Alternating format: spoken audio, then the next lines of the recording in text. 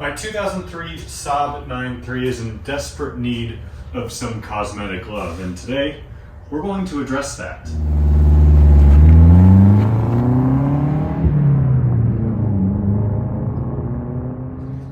I had this car repainted by Mako about 3.5 years ago, and overall, and you can tell from here, it still looks pretty good. I keep the car in the garage almost all the time, but I haven't really ever had the chance to actually do a proper paint correction on it. The paint still has some really good depth to it and flake and reflection. It really doesn't have any swirl marks or anything either, which is great.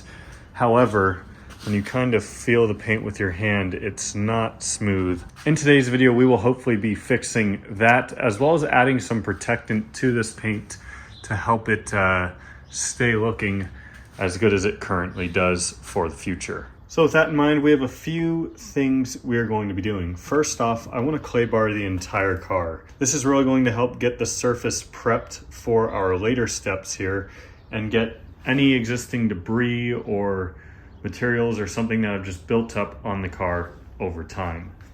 After that, I do have a couple spots on the car. I want to use some scratch and swirl remover, just a couple little very light scratches in some areas. I want to use this stuff to hopefully address that. After that, we're going to be using some Adams Polish's hand polish, and we'll finish it up with some Meguiar's wax. You might be wondering why I am going with hand polish. That is because with this being single stage paint from Mako, using an orbital buffer, while it works great on most cars, anything that we take away with a buffer is literally taking away paint. So the goal is not really to take away paint. Doing it by hand, it's going to be a lot more time consuming, a lot more tedious, but it should yield the best results for us. So without further ado, I've got the car all cleaned. Let's go ahead and start with the clay bar. I have a piece of clay bar here and it's smoothed out to a size that I can use my fingers with. We're just going to be spraying our clay luber onto here to get the surface nice and wet, and then sliding up and down, back and forth, not in circles, to hopefully pick up all of the contamination that's on the hood. As I started using the clay, I noticed spots on the body where debris was being pulled off and the paint becoming a bit smoother. It's best to make sure the area stays wet and properly lubed to allow the clay to slide seamlessly over the paint. Be careful not to apply too much pressure when doing this.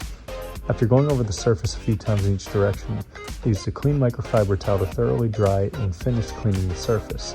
The paint already felt a bit smoother after just doing this. Make sure to knead your clay bar every so often to ensure fresh clay is contacting the paint. Try to avoid doing too large of an area at once. I divided the hood into 2 halves, for example. Next, I had a decent sized scratch on my hood I wanted to address. The clay actually partially helped hide the scratch, so we'll use this scratch and swirl remover to finish the job. I applied some of the liquid onto a buffing pad and went to work, before using another clean microfiber towel to remove the excess product and making sure that we actually got rid of that scratch. Next is our Adams hand polish. I was looking for a good hand polish for the reasons I explained earlier, and Adams seemed to be the best solution. This is a specific applicator made to do by hand for this exact polish, so that's great. Essentially, it's kind of a similar thing as with the scroll and scratch remover. We're going to dab some onto here, pat it onto the surface, and this time we're going to go side to side, up and down, doing little sections of the hood at once, and then ultimately buffing it off with yet another microfiber towel.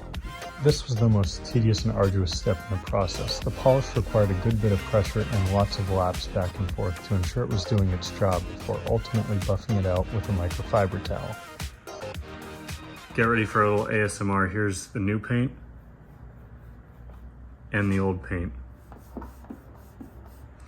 So that's kind of the best way I can demonstrate how much smoother it is. It's not 100% super smooth, but hopefully the wax will take care of the rest of that. I'm super happy with how that looks and mainly how it feels. So let's keep knocking off parts of the hood. And just like that, I used more polish, dividing the hood up into smaller sections to make sure I wasn't missing anything or allowing the polish to dry on the paint. Lots of laps back and forth, side to side, up and down, until buffing it off and ultimately getting the result that I needed.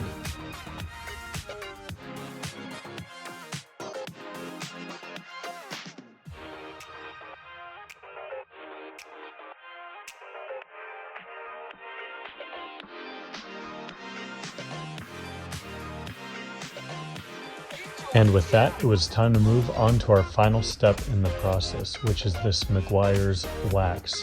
Now I have a similar pad for the wax. This meant specifically for wax, so it's a bit softer. Same exact process as with the polish, although we're going to be going over it a little bit gentler with the wax, as it's just the finishing kind of top coat to help protect the paint and really make it smooth. When we wipe it off with the microfiber, we're going over it very lightly. It should not take much pressure at all in order to get that last little remaining wax that's on there off the paint. So hood is completely done with that 4-step process. Now that's out in the sun, I'm glad I can see that scratch is just about completely gone. Paint looks absolutely fantastic. You can see a lot of the rock chips as I'm getting up close here, but look at that reflection on my hand. Pretty good. It definitely still has orange peel, don't get me wrong, but it looks a lot better. Here's the fender, which I have not done yet. And then here is what I just did. Oh, it's smooth as butter. So happy with how this turned out. So this panel, obviously one of the bigger panels on the car, a panel that needed more work than like fenders or doors probably will. This took me a little bit over an hour to do. I'm gonna get the car pulled back inside, start working on some more of it, and we'll do a follow-up here in a bit. So I got to work on the fenders and bumper. On these panels, I did not use any scratch and swirl remover since there were no noticeable scratches. The fenders were pretty painless and straightforward, but the bumper was a lot more work, as there are many imperfections, lots of debris that need to be cleaned off, and many small areas and crevices that I need to make sure were cleaned and waxed and polished properly. It was so satisfying to see the paint come back to life as I performed this work, and I was excited to see how it would shine in the sun with the rainbow-like flake that this paint has. Also, while I've got you all here and I show this footage, a couple things I want to promote. First off, my Build It Better merchandise. This is featuring my 900 inspired by the Engine Rebuild series and the whole series on the car, where I'm trying to build it better, whether that be through engine upgrades, suspension modifications, body repairs, interior changes, or other things to help build the car better and hopefully inspiring you to do the same to your Saabs or cars that you might own. Secondly, if you want some bonus content for the channel, you can check out both my Instagram and my Patreon. Both are linked in the description below. You can help support the channel some more and stay up to date on what I'm doing. Whole front end is now complete. That means both fenders, the bumper, and the hood. And I am pretty happy with how this turned out. You can see no swirl marks, very minor scratches that I could probably get out if I went back at it with the scratch and swirl remover. Lots of rock chips, especially on the bumper here, which is just unfortunate, but that's just kind of how it is with living in Arizona and not having PPF on your car. I think you guys kind of get the gist of what's going on here. I'm going to do the sides, the roof, and the back end next. And after 2 days of hard work, look at how amazing this turned out.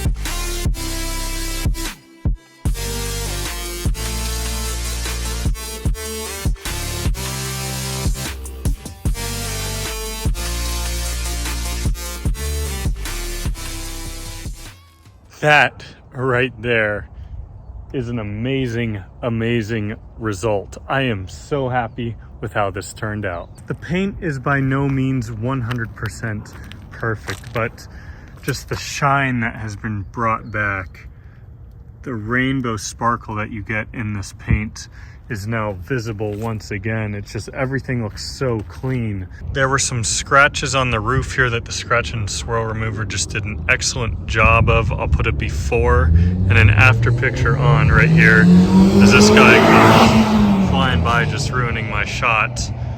But that before and after with the scratch and swirl remover, and that scratch is just completely gone. Oh my gosh, look at how good this paint looks. So hopefully you all found something informative out of this video. I do still have some imperfections on the paint. For example, my Mako bodywork down here, this Bondo is starting to crack. Looks like some water might have gotten in it. So that is unfortunately out of warranty now, so I'll have to pay to get that fixed.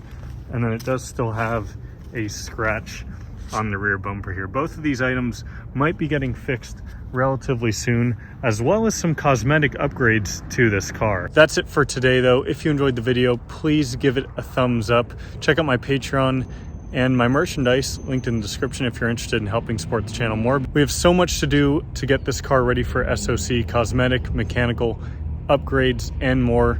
So lots of content to come on this car. Thank you all so much for watching. I'll see you next time.